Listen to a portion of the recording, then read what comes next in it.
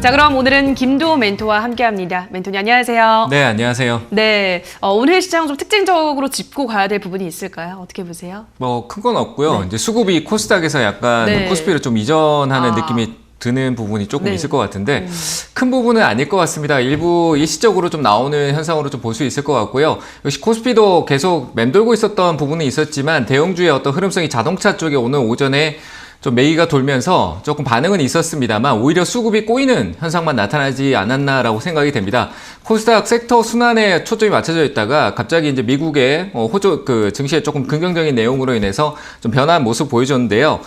제가 판단했을 때 추가적인 흐름성에 대한 기대치보다는 역시 개별적인 종목 장세가 계속 더 이어질 거다라고 생각이 됩니다. 그래서 역시 순환에 대한 기대, 이슈에 대한 초점을 맞추고 지수보다는 종목별로 대응에 좀 초점을 맞추자. 추세적으로 갈 것 같으니까 약간 눌림성도 있다라고 판단이 되고요. 그래서 오르락 내리락 하는 흐름에 맞춰서 좀 내려올 때는 사고 또 반등 줄 때는 파는 전략을 추세적으로 좀 본다라면은 기회가 될 것이다라고 생각을 하고요. 역시 정책적인 부분이 약간 이제 약해지고 있습니다. 그래서 반도체 쪽으로 하고 자동차 쪽에 초점을 맞추고 있지만 크게 보지 않고요. 좀 천천히 봐도 되겠다 이렇게 생각이 됩니다. 그래서 섹터적인 부분에 반도체, 2차전지, 배터리 쪽은 안정적으로 추세 쪽으로 보고요. 좀 눌리면 사는 쪽으로 좀 보시는 게 좋겠다라고 얘기를 드리고 싶고요. 시장 지수는 조금 더 의미를 부여해야 될 것 같습니다. 크진 않지만 역시 반등 여지가 조금 더 있다.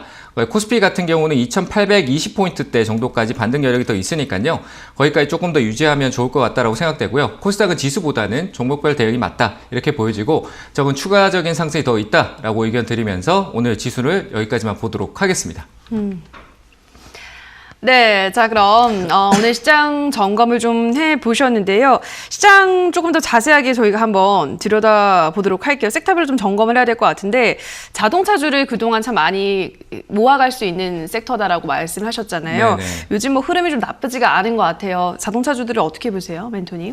저는 자동차는 버리지 말자라고 네. 계속 얘기 드렸었는데 동일한 관점이고요. 역시 뭐 부품주나 이런 흐름성에 대해서도 조금 더 유지할 가능성이 있다라고 보여집니다. 대형주는 제가 봤을 때 현대차 쪽을 본다라고 했을 때는 조금 더 흐름이 처질 수 있다라고 생각이 돼요. 그래서 제가 판단하기에는 조금 더 기다려야 되는 측면이 있지 않나라고 생각이 되고요. 일단 차트가 조금 늦게 열리는데 현대차 같은 경우는 역시 지금 구간이 추세적으로 아직 전환점을 만들지 못했습니다. 역시 내려올 때 좀 봐야 된다라고 판단이 되고요. 역시 추가적인 반등이 좀 있겠지만 역시 18만 원대 후반 정도 되겠죠. 한 19만 원 정도 될 것 같은데 이 자리에 저항성이 조금 존재를 하고 있습니다. 조금 추세적으로 가야 된다라는 측면이 있으니까요.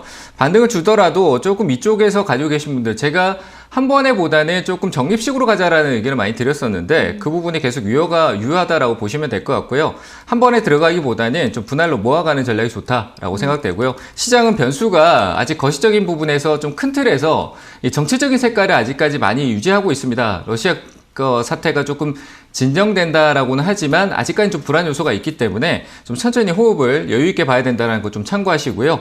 개별적으로 역시 저는 아직까지는 코스닥, 순환, 중소형주 쪽이 좀 더 강하고 바이오나 이런 쪽으로 해서 순환이 조금 더 돌 수 있는 시점이 조금 더 있다고 판단되니까요. 주도주는 역시 적립식으로 좀 모아가는 전략으로 보자 이렇게 얘기를 드려보겠습니다. 화일약품 4,200원에 25% 도와주세요 멘토님 상담 부탁드립니다. 오늘 마이너스 19%에서 일부 손절했어요 라고 하셨는데요.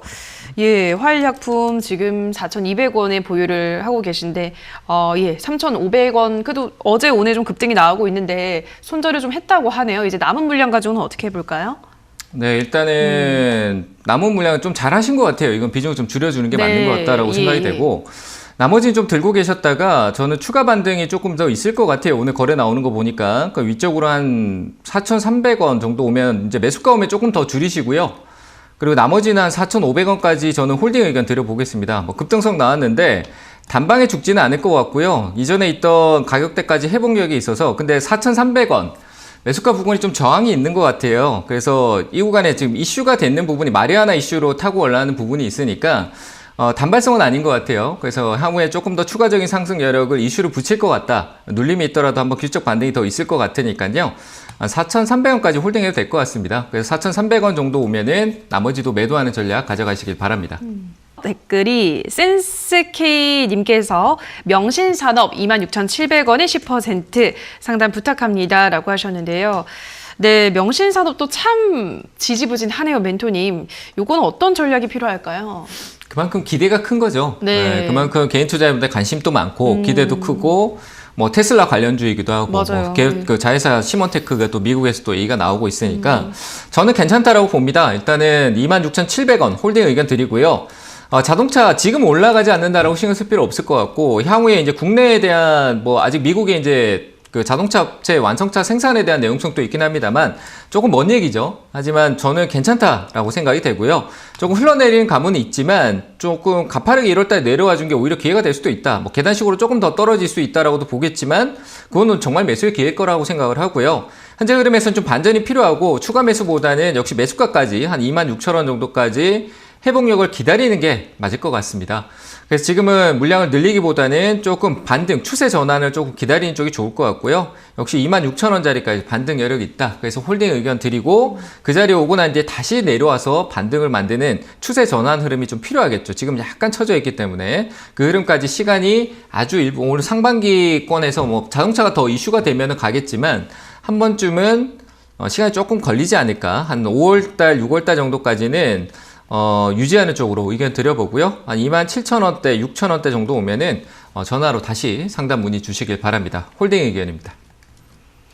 네, 다음 댓글 보도록 할게요. 이번에는 스카이님께서 국전약품 11,500원에 10% 부탁합니다. 라고 하셨는데요.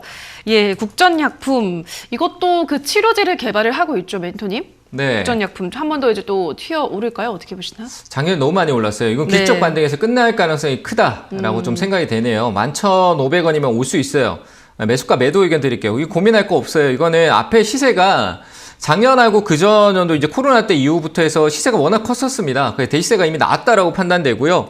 이제 추세가 기술적 반등 이외에는 더 이어지지 않는다라고 생각됩니다. 그래서 올라오면은 매수가 가감히 매도하시길 바랍니다.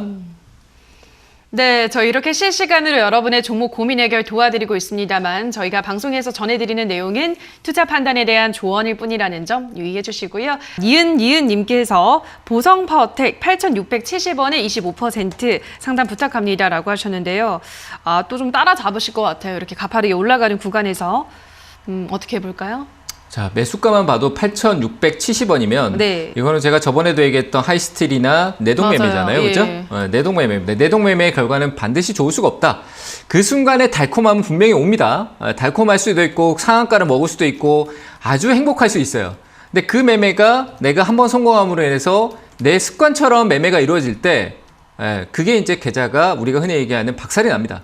계좌가 그냥 사라져요. 돈이 사라진다는 얘기예요. 그래서 저는 이런 매매를 하지 않았으면 좋겠고요.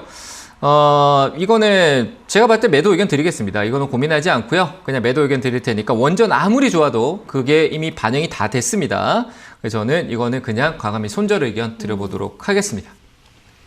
네, 다음 댓글도 보도록 할게요. 이번에는 호박이 대박님께서 코미팜 11,900원에 22% 부탁합니다. 매수가 올까요? 라고 하셨는데요.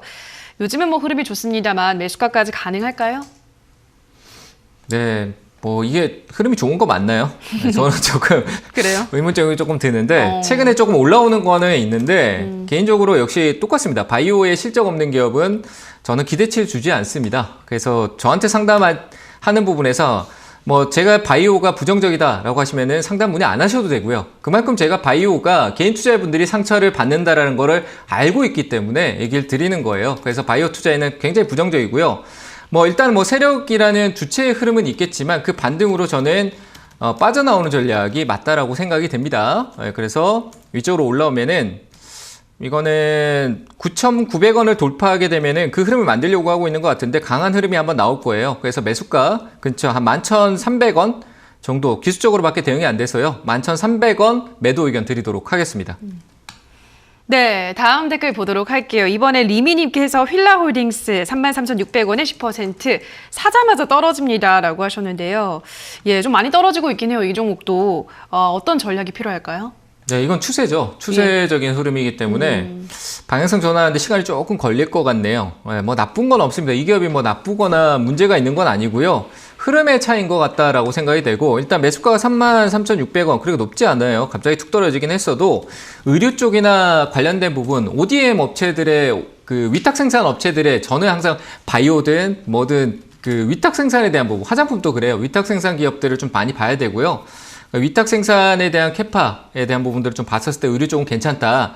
그리고 힐라홀딩스도 역시 그 아직까지는 뭐 브랜드 이미지나 이런 부분들이 양호하기 때문에 저는 반등의 여지가 있다라고 생각을 합니다. 여기 밑에서 이거는 횡보로 보세요. 그래서 큰 의미를 부여하지, 이 변동성에 큰 의미를 부여하지 마시고요. 위쪽에 올라오면은 저는 한 39,000원대 정도 목표가 제시해 드릴 테니까요. 거기서 매도해서 수익 실현하시길 바랍니다. 네, 다음으로는 하주님께서 엔투텍 3,240원에 10%. 안녕하세요. 손절 추매 여부 궁금합니다. 라고 하셨는데요. 이건 뭐 거래도 너무 없고 어떻게 하면 좋을까요?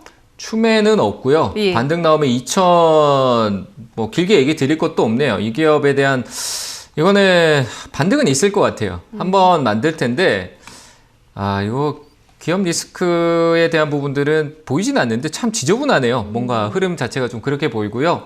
일단 이거는 추매는 저는 의견을 드리지 않겠습니다. 흐름 자체가 많이 죽었어요. 그래서 거래 없이 한번 올라올 것 같은데 한 2,300원, 400원대 정도 올라오면은 지금은 새로운 기회를 잡을 수 있는 시점이에요. 제가 판단하기에는 손실이 좀 있더라도 인정해주고 좀 손실을 좀 보거나 지금 이제 반등이 나올 때 내 종목이 좀 올라오면은 일부 비중을 줄여서 새로운 투자를 조금 다시 모아갈 수 있는 전략을 준비해 두는 게 훨씬 더 효율적일 것 같거든요. 그래서 저는 이것도 역시 한번 시세가 나오면은 2,400원대, 500원대 부근 정도 될 것 같아요. 그 자리에서 과감히 비중을 덜어내는 쪽으로 얘기를 드리도록 하겠습니다.